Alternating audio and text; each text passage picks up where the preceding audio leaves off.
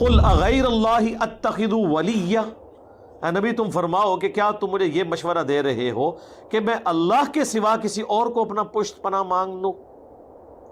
فاطر السماوات والارض، وہ اللہ جو آسمانوں اور زمین کا پیدا کرنے والا ہے، وَهُوَ يُطْعِمُ وَلَا يُطْعَمُ، جو سب کو کھلاتا ہے اور خود کچھ نہیں کھاتا۔ اوئے ہوئے، سب کو کھلاتا ہے اور خود کھانے کا محتاج نہیں ہے۔ سر اگر یہ کوالٹی کسی میں ہے نا تو وہ مشکل کشا ہو سکتا ہے آپ کا۔ ہاں،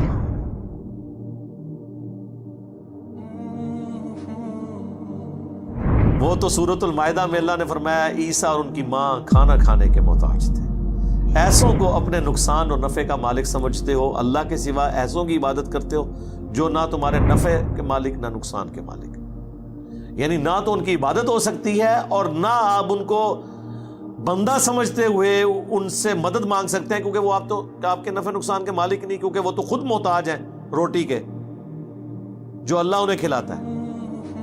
میرے بھائی، اگر عیسیٰ ابن مریم اور ان کی ماں سیدہ مریم روٹی کھانے کے محتاج ہیں، کسی کے نفع اور نقصان کے مالک نہیں ہیں، تو بابے تو شاہی کوئی نہیں، بابے نہیں جو بچنا ہے، یہ ذہن رکھنا۔ اسلام بچانا ہے تو بابے سارے ختم کرو علمی طور پہ۔ قل انی امرت ان اکون اول من اسلم، اے نبی تم فرماؤ مجھے تو خود میرے رب کی طرف سے حکم ہوا ہے کہ سب سے پہلے میں اللہ کے سامنے سر تسلیم خم کروں۔ لو جی، پیر فقیر بزرگان دین کے بارے میں جنہوں نے کبھی نماز بھی نہیں پڑھی ہوتی، یعنی جن کی بات ہو رہی، جو پڑھنے والے ہیں ان کی بات نہیں میں کر رہا، ان کے بارے میں لوگ کہتے ہیں دیکھیں جی نماز ذکر اذکار عبادت تو اس لیے کی جاتی ہے کہ اللہ تک بندہ پہنچے، اور جو اللہ تک پہنچ چکے ہیں ان کو تو ابھی ان چیزوں کی ضرورت ہی کوئی نہیں ہے۔ تو ان سے ذرا پوچھیں کہ رسول اللہ اللہ تک نہیں پہنچے ہوئے تھے، جو اس کائنات میں وسیلہ ہیں مخلوق اور خالق کے درمیان ہدایت کا، ان سے زیادہ کون اللہ تک پہنچا ہوا ہے؟ اور ان کے لیے حکم ہو رہا ہے نبی تم نے خود اپنی زبان سے کہنا ہے انی امرت، مجھے حکم دیا ہے میرے رب نے، ان اکون اول من اسلم، کہ سب سے پہلے میں مسلم ہو جاؤں، میں سر تسلیم خم کروں، ولا تکونن من المشرکین، اور یہ بھی حکم دیا گیا ہے کہ دیکھنا مشرکین میں شامل نہ ہونا، یعنی سب سے پہلے میں توحید کا علم بردار ہوں، سب سے پہلے میں اللہ کا تابع فرمان ہوں، سب سے پہلے میں خدا کا مطیع ہوں، باقیوں کو تو میں بعد میں دعوت دوں گا، پہلے تو میں سر تسلیم خم کرتا ہوں۔ اب مجھے بتائیں، اگر اللہ کے نبی کو یہ حکم دیا جا رہا ہے کہ آپ نے یہ کہنا ہے کہ میں نے شریعت کی پابندی کرنی ہے، میں نے اللہ کے سامنے سر جھکانا ہے، میں نے اللہ کے ایک ایک حکم کی پیروی کرنی ہے، تو باب دشاہی کوئی نہیں، کوئی شے نہیں۔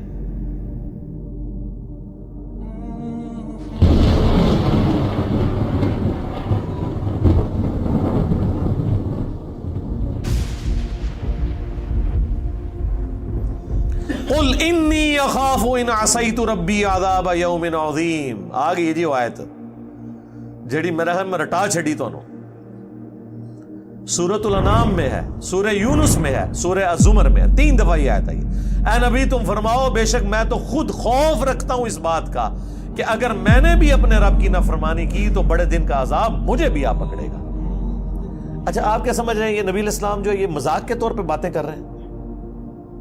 مطلب مجھے تو یہی لگ رہا ہے، یعنی جو ایٹیچیوڈ ہے یہاں پہ لوگوں کا، کوئی کہہ دے گا جی ایویں بس تو عاجزی دے طور تے ہے سانو تعلیم کرنے واسطے، تسی تعلیم تے کوئی نہیں پکڑی، تواڈے بابے نے تے کوئی تعلیم نہیں پکڑی، نہ وہ نماز پڑھتے جے نہ وہ دین دے اوتے چلدے جے، وہ تو اپنی عبادت کرواتے ہیں، وہ تو کہتے ہیں آپ ہمارے مرید ہو جائیں ہم جنت میں لے جائیں گے۔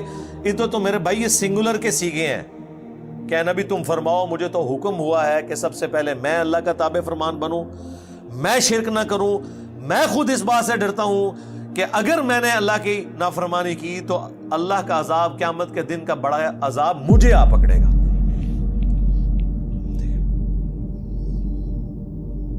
اندازہ کریں، میرے خیال ہے دنیا میں اگر سب سے بڑی کوئی مثال دی جا سکتی تو یہی تھی نا، یعنی اللہ کی مخلوقات میں کوئی رسول اللہ سے بڑھ کر ہے کہ ہم جس کی مثال پیش کریں اور ان کو یہ یقین آئے کہ باب تشائی کوئی نہیں،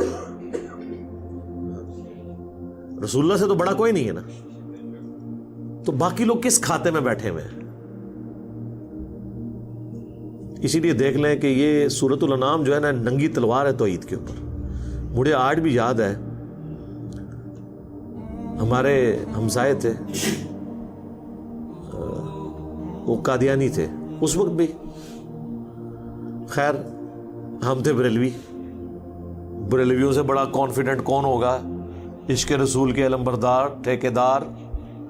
تو مجھے ابھی بھی یاد ہے ہم ایف ایس سی کے اسٹوڈنٹ تھے نا, تو کبھی ان سے گفتگو ہونی ختم نبوت کے حوالے سے یا اس طرح, وہ کہتے تھے بیٹا اس بات کو آپ چھوڑ دیں, آپ لوگ تو مشرک ہیں, آپ تو اللہ کا تعارف نہیں آپ لوگوں کو, رسول اللہ تک تو بعد میں بات ہوگی. اچھا جب میں نے کئی سالوں کے بعد یعنی 2008 میں نے جب قرآن پڑھنا شروع کیا, سورۃ الانعام میں نے پڑھی نا, وہ تو میرے کانوں سے تو دھواں نکلے نا. میں نے کہا یار یہ تو ابھی سٹارٹ ہوا ہے سرکار, یہ آج دیکھیں کون کون سی آیتیں آتی ہیں, یہ آج جتنی آیتیں آ رہی ہیں نا یہ آپ صرف ان کا ترجمہ جو ہے نا یہ پبلک میں بیان ہی نہیں کر سکتے, کاٹ کے رکھ دیں گے. وہ کہتے ہیں نا کاٹ کے رکھ دیں گے, کاٹ کے رکھ دیں گے. تو اس وقت مجھے یاد ہے انہوں نے مجھے کہا تھا کہ بیٹا سورۃ الانعام کبھی آپ نے ترجمے سے پڑھنی ہے, پھر بتانا ہے کہ آپ لوگ مسلمان بھی ہیں کہ نہیں. تو پھر مجھے بعد میں وہ باتیں یاد آئیں. میں نے کہا دیکھیں مسلمانوں کی پستی کا یہ لیول ہے کہ قادیانی بھی انہیں کچھ نہیں سمجھتے, اندازہ کر لو. یار اسی تو شاہی کوئی نہیں سا جدو قادیانی سانو کچھ نہیں سمجھتے تو باقی تو شاہی کوئی نہیں نا پھر. تو اب یہ دیکھ لیں, من یصرف عنہ یومئذ فقد رحمہ, جو اس دن عذاب سے بچا لیا گیا تو یقیناً اسی پہ اللہ نے رحم کیا. وذالک الفوز المبین, اور یہی ہے کھلی کامیابی. اللہم اجعلنا منہم, آمین. دیکھیں کس لیول تک. لو اگلی ایک اور خوراک لو. وَإِن يَمْسَسْكَ اللَّهُ بِضُرٍّ فَلَا كَاشِفَ لَهُ إِلَّا هُوَ, اگر اللہ کسی کو پکڑ لے تکلیف کے اندر تو اس تکلیف کو کوئی نہیں چھڑا سکتا سوائے اس اللہ کے, یا سوائے عبد القادر جیلانی کے بقول بابوں کے. او جی وہ مصیبت آئی پھیر دیں نے کسی اور تے سٹ دیں نے 11ویں دیا کرو. قرآن تو کہہ رہے نہیں, جب اللہ پکڑ لے کوئی نہیں چھڑا سکتا, کوئی پیغمبر, کوئی فرشتہ, کوئی جن, کوئی بابا سوائے اس کے. اور ظاہر ہے یہ تکلیف دور کرنا یہ اللہ کی کوالٹی ہے, یہ اس کے ساتھ خاص ہے. سورہ نمل کی آیت نمبر 62 ہے میرے خیال ہے, وہ ایک سمجھ لیں جسے وہ تاش کی لینگویج میں کہتے ہیں نا یکا, وہ ہے وہ آیت. ہم جب کہتے ہیں نا ایاک نعبد و ایاک نستعین, اے اللہ تیری عبادت کرتے ہیں تجھ سے مدد مانگتے ہیں, تو یہ کہتے ہیں دیکھیں ہم بزرگوں سے بھی جو مانگتے ہیں نا وہ اللہ سے ہی لے کے دیتے ہیں. آپ امی سے روٹی جو مانگتے ہیں تو کیا یہ شرک ہے؟ اس کا ہم ان کو جواب دیتے ہیں کہ میرے بھائی یہ تو اسباب ہے, ان کا قرآن میں حکم ہے وَتَعَاوَنُوا عَلَى الْبِرِّ وَالتَّقْوَى وَلَا تَعَاوَنُوا عَلَى الْإِثْمِ وَالْعُدْوَانِ, نیکی اور پرہیزگاری کے کاموں میں ایک دوسرے کی مدد کرو, برائی میں الگ رہو. وہ کہتے ہیں ٹھیک ہے, لیکن اب دیکھیں جو بزرگان دین ہیں وہ بھی اللہ سے ہی لے کے دے رہے ہوتے ہیں, پیچھے اللہ ہی ہوتا ہے. اللہ نو پیچھے کر دو, ہاں کر دو پیچھے. وہ اسی کہنے یار قرآن دی پیروی کرو, وہ کہتے ہیں اصل میں ساڈے بزرگوں اور اماماں نے بھی قرآن دی دسیا پیچھے نبی علیہ السلام ہی نے, نبی بھی پیچھے اللہ بھی پیچھے, وہ منتسو پیچھے کے رہ گئے تھوڑے پلے. جو مسلمان اللہ رسول کو پیچھے کر دے اور بابے اور بزرگ آگے لے آئے تو وہ اپنے ایمان کی فکر کرے. پھر ہم انہیں سمجھاتے ہیں کہ دیکھیں بارش اللہ برساتا ہے لیکن ڈیوٹی فرشتوں کی, ہم مانگتے کس سے ہیں؟ اللہ سے.